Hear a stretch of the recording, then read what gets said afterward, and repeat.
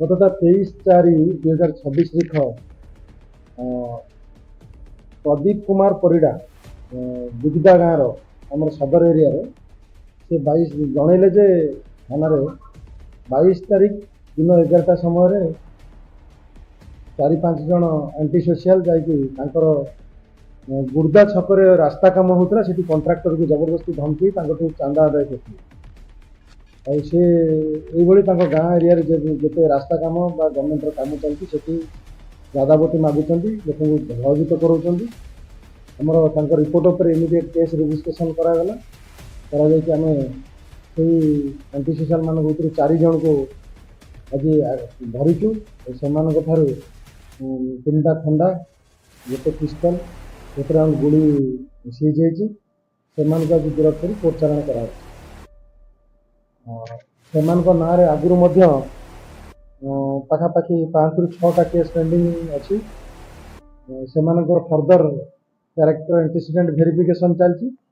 ତାଙ୍କର ଯେଉଁ କେସ୍ରେ ସେମାନେ ଆଗରୁ ଇନଭଲ୍ଭ ଅଛନ୍ତି ସେ କେସ୍ରେ ତାଙ୍କୁ ରିମାଣ୍ଡ ଦିଆଯିବ। ସେମାନେ ସଦର, ଟାଉନ, ସହଦେବକୁଣ୍ଡା ବିଭିନ୍ନ କେସ୍ରେ ଆଗରୁ ମଧ୍ୟ ଇନଭଲ୍ଭ ଅଛନ୍ତି। ସିଏ ଆମର ହଳଦୀପଦା ସଦରର ଉଲନ୍ଦା ଆଉ ପାଖାପାଖି ଅଞ୍ଚଳରେ ଏ ଯେଉଁ ପ୍ରକାର ଯିଏ ବି ଆଣ୍ଟି ସୋସିଆଲ ଆକ୍ଟିଭିଟିଜ୍ କରିବ, ଦାଦାଗିରି ଦାଦାବଟି ରିଲେଟେଡ୍ କାମ କିଛି କରିବ, ଆମେ ତାଙ୍କୁ ଆଇନଗତ ଦୃଢ଼ କାର୍ଯ୍ୟାନୁଷ୍ଠାନ ନେବୁ।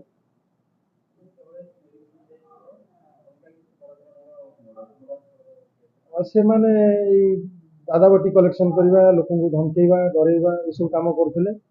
ସେମାନେ ପ୍ରିଭିୟସ୍ ଆଣ୍ଟିସିଡେଣ୍ଟ ବି ଅଛି, ତେଣୁ ଆମେ ଆଜି ତାଙ୍କୁ ଆରେଷ୍ଟ କରି ଫେରାର କରିଛୁ।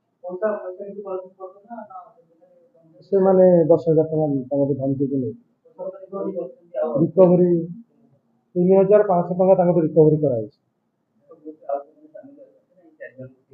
ଆଉ ସେ ଗ୍ରୁପରେ ଆଉ କିଛି ମେମ୍ବର୍ସ ଅଛନ୍ତି, ସେମାନଙ୍କୁ ମଧ୍ୟ ଆମେ ଟ୍ରାକ୍ କରୁଛୁ, ତାଙ୍କୁ ଧରିଛୁ।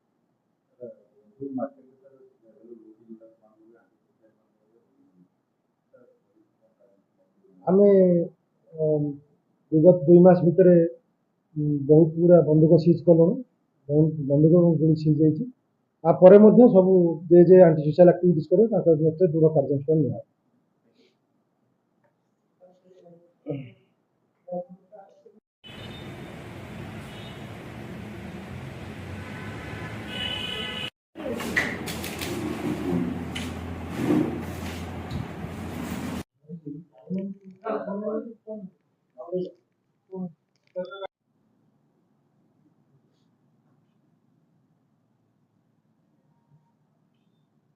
ଦାଦାବଟିରେ କ'ଣ ଗୋଟେ ବେଶୀ ରେଟ୍ ଚାଲିଛି ନା ଇଏ ନର୍ମାଲି ଉପରେ ଥିଲା, କ'ଣ ଘଟଣା ଥିଲା?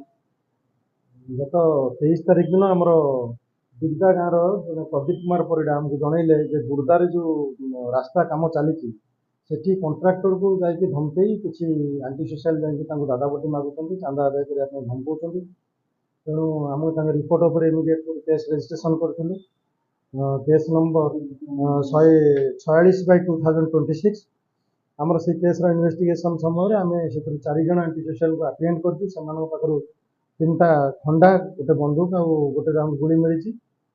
ସେମାନଙ୍କୁ ଆମେ ଆଜି ଆରେଷ୍ଟ କରିକି କୋର୍ଟ ଚାଲାଣ କରିଛୁ। ସେମାନଙ୍କର ମଧ୍ୟ ଆଗରୁ ଏଇଭଳି କେସ୍ରେ ସେମାନେ ଇନଭଲ୍ଭ ଥିଲେ। ସେମାନଙ୍କ ନାଁରେ 3-4ଟି ଆଣ୍ଟି ସୋସିଆଲ ଆକ୍ଟିଭିଟିଜ୍ର କେସ୍ ଅଛି। ଫର୍ଦର ଆମର ଭେରିଫିକେସନ୍ ଚାଲିଛି। ଆମେ ତାଙ୍କ ସହିତ ଅନ୍ୟ ଯେଉଁ ପିଲାମାନେ ତାଙ୍କ ସହିତ ଇନଭଲ୍ଭ ଅଛନ୍ତି ସମସ୍ତଙ୍କୁ ଆରେଷ୍ଟ କରିବୁ ଏବଂ ତାଙ୍କ ଏଗେନ୍ଷ୍ଟରେ ଆଇନଗତ କାର୍ଯ୍ୟାନୁଷ୍ଠାନ ନେବୁ। ମୁଖ୍ୟ ଆକ୍ସନ କ'ଣ ହୁଏ? କେବଳ ଦାଦାବଟି ନା ଆଉ କିଛି କରନ୍ତି? ଏମାନେ ଆମର ସଦର ହଳଦୀପଦାରୁ ଗୁର୍ଦା ଏବଂ ତାର ପାଖାପାଖି ଅଞ୍ଚଳରେ ଏମାନେ ଯେଉଁ ଦାଦାଗିରି କରିକି ଯେଉଁ ଆଣ୍ଟି ସୋସିଆଲ ଆକ୍ଟିଭିଟିଜ୍ କରୁଥିଲେ, ତାପରେ ଆକ୍ସନ୍ ନିଆହେଇଛି ଏବଂ ଯେଉଁମାନେ ତାଙ୍କ ଗ୍ରୁପର ମେମ୍ବର୍ସ ମାନେ ଅଛନ୍ତି ସମସ୍ତଙ୍କ ବିରୁଦ୍ଧରେ ଆଇନଗତ କାର୍ଯ୍ୟାନୁଷ୍ଠାନ ନିଆଯିବ।